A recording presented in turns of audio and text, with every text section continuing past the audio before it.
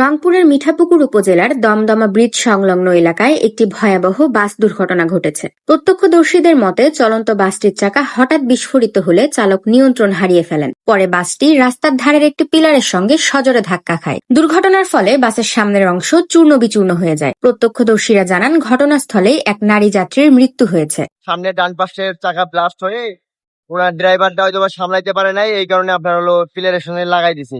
পরে আমরা লোকজনকে বের করতে ধরলাম, একজন মহিলা ছিল, মহিলাটাকে উদ্ধার করলাম, উদ্ধার করে শোয়াইছি যখন, তখন মহিলাটা বড় একটা নিঃশ্বাস নিয়ে মারা গেছে।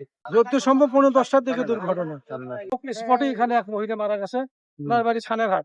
আমি গাড়িটা যতটুকু অবজারভেশন করছি যে এটা রিসলিং চাকা, গাড়িটা পাগলাপীর থেকে বড় দরজা চলে রংপুরের গাড়ি এটা।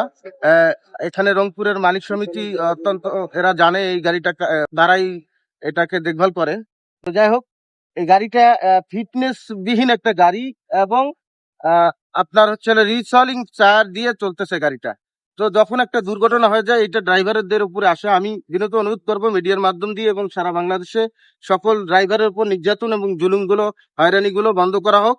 এদিকে আহতদের উদ্ধার করে রংপুর মেডিকেল কলেজ হাসপাতালে ভর্তি করা হয়েছে। হাসপাতালের দায়িত্বরত চিকিৎসক জানান প্রায় ৩৫ জন আহত অবস্থায় চিকিৎসাধীন রয়েছেন। বর্তমানে কোনো রোগীর অবস্থা আশঙ্কাজনক নয়, তবে অধিকাংশ আহত ব্যক্তি হাত ও পায়ের ফ্র্যাকচারজনিত সমস্যায় ভুগছেন বলে জানা গেছে। এ পর্যন্ত বাস অ্যাক্সিডেন্টে প্রায় ৩০-৩৫ জন রোগী আসছে।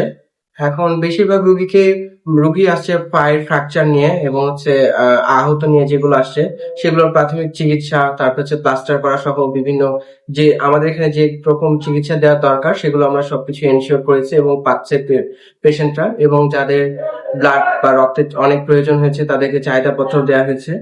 এখন মোটামুটি পেশেন্ট গুলো অনেকটাই ভালো আছে। আর পরবর্তীতে যে কোনো সমস্যার জন্য আমরা এটা পরে ফার্দার ম্যানেজমেন্ট করবো এবং ইভ্যালুয়েশন করবো। এখন মোটামুটি ভালো আছে অনেক পেশেন্টই এবং ওয়ার্ড অনেকটা স্টেবল আছে। উম্মে জেবিন, ৫২ আলো।